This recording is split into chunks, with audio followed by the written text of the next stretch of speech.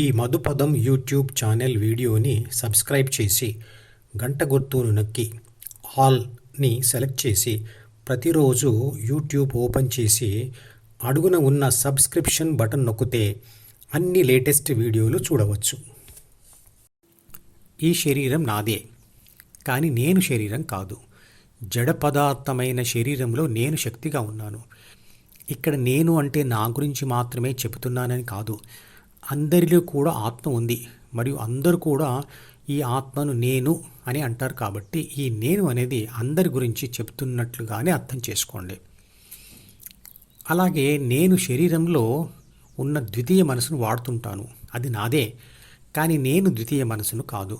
అంటే నేను శరీరాన్ని ద్వితీయ మనసును వాడుతూ ప్రాపంచిక అనుభవాలు పొందుతూ దానిని పెంచుతూ దానికి బానిసగా మారి మానవత్వం విలువలు మర్చిపోతుంటాను.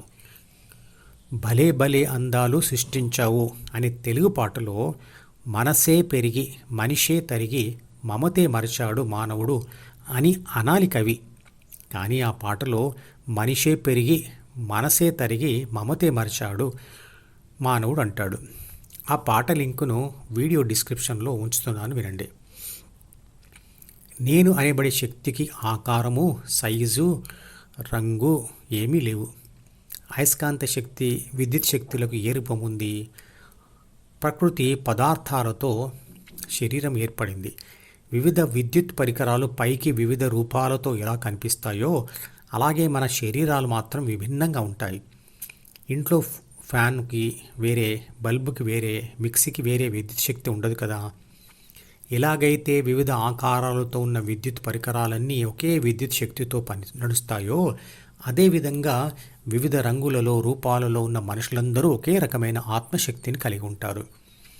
మన అందరం ఎవరి గురించి వారు చెప్పుకుంటున్నప్పుడు, అంటే నేను నడుస్తున్నాను, నేను అన్నం తింటున్నాను అంటున్నప్పుడు ఉపయోగించే నేను అనే పదం గురించి ఇదివరకే వివరించాను.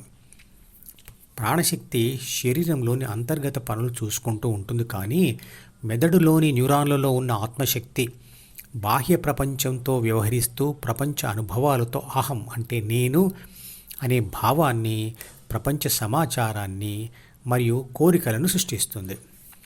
ఎలాగైతే బయట స్తంభము నుండి ఇంట్లోకి ఒకే వైరు ద్వారా ప్రవేశించిన ఒకే విద్యుత్ శక్తి అనేక స్విచ్చుల ద్వారా చీలిపోయి ఇంట్లో ఉన్న అన్ని విద్యుత్ బల్బులకు, ఫ్యాన్లకు, మిక్సీలకు, గ్రైండర్లకి, ఏసీలకు, కూలర్లకు వచ్చి వాటిని పని చేయిస్తుందో అలాగే విశ్వశక్తి లేదా పరమాత్మ లేదా దేవుడు కూడా వేర్వేరు శక్తులుగా, అంటే భౌతిక శక్తి, రసాయన శక్తి, పరమాణు శక్తి, అయస్కాంత శక్తి, విద్యుత్ శక్తి, జీవశక్తి, భూమి ఆకర్షణ శక్తులుగా విడిపడి ఈ విశ్వంలో వేర్వేరు పనులు చేస్తున్నాయి.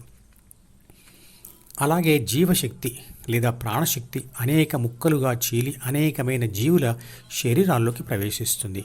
అదే ప్రాణశక్తి మనిషి మెదడులోని న్యూరాన్ కణాలలో కూడా ప్రవేశించి ఆత్మశక్తిగా పిలువబడుతుంది. మనందరి ప్రాణశక్తి, ఆత్మలు ఒకటే. శరీరాలు, మనసులు మాత్రమే వేర్వేరుగా ఉంటాయి. మనం చేసే పనులలో తేడాలు ఎందుకంటే ఆత్మతో పనులు చేయించే ప్రాథమిక మనసు మరియు ద్వితీయ మనసులు వేరు కాబట్టి. ఆ మనసులు వేరువేరుగా ఎందుకు ఉన్నాయి అంటే, 1. తల్లిదండ్రుల నుండి వచ్చిన 3 బాధ్యతల కోసం ఇవ్వబడిన 6 గుణాలలో తేడాల వల్ల, మరియు 2. వాళ్ళు పుట్టిన చోట ఉన్న పరిసరాల మరియు మనుషుల ప్రభావం వల్ల, మరియు 3. ప్రాపంచిక ఆత్మ పొందిన ప్రపంచ అనుభవాల వల్ల. ఒక మనిషి నోటి నుండి నేను అనే మాట రావడానికి అతని లోపల ఏం జరుగుతుందో చూద్దాం. ఒక వ్యక్తి గాఢమైన నిద్రలో ఉన్నాడు అనుకోండి. గాఢమైన నిద్రలో నుండి లేచిన అతని ఆత్మ లేదా నేను, అంటే ఇంగ్లీష్ అక్షరం ఏ, బిలోని 3 బాధ్యతలు మరియు 6 గుణాలను పట్టుకొని తర్వాత ద్వితీయ మనసులోని ప్రథమ ఆలోచన అయిన సి అంటే అహం, అంటే నేను, నాది, నాకు, నన్ను అనే భావాన్ని పట్టుకొని తర్వాత ద్వితీయ మనసు యొక్క డిలో ఉన్న మాట్లాడాలనే కోరికను పట్టుకొని తర్వాత డీలోనే ఉన్న ప్రాపంచిక సమాచారం అంటే పలకబోయే పదం, ఆ పదం యొక్క అర్థం మరియు వ్యాకరణం సరిచూసుకొని తర్వాత గొంతు కండరాలను ఉపయోగించి స్వరపేటికను, పెదవులను, నాలుకను సమన్వయపరిచి నేను అనే శబ్దాన్ని పలుకుతుంది. ఆత్మశక్తి 7 పనులు చేస్తూ అలసిపోయి గాఢ నిద్రలో కావలసిన శక్తిని తిన్న ఆహారం నుండి పొందుతుంది. ఒక్క మెదడులో ఉన్న ఆత్మశక్తియే కాదు, అన్ని ఇతర అవయవాల కణాలలో ఉన్న ప్రాణశక్తి కూడా చేస్తున్న పనుల ద్వారా తరిగిపోయి గాఢ నిద్రలోనే తిన్న ఆహారం నుండి శక్తిని పొందుతుంది. దేవుడిని, గుడిని, గుడి పరిసరాలను దీపాలతో అందంగా అలంకరించిన, శ్రవణానందకరమైన వాయిద్యం వినిపించిన, సువాసనలు వెదజల్లే రుచికరమైన దేవుడి ప్రసాదాన్ని తిన్నా అది భౌతిక ఆనందాన్ని ఇస్తుంది, కానీ ఆధ్యాత్మికతను కాదు. జ్ఞానేంద్రియాలతో పొందేది ఏది అయినా కూడా ఆధ్యాత్మికత కాదు. ఆధ్యాత్మికత అంటే ఆత్మకు మనసుపై గెలిచే ఆధిపత్యాన్ని ఇప్పించే ప్రక్రియ ఫలితం. ధ్యానం చేస్తే మాత్రమే అది వస్తుంది.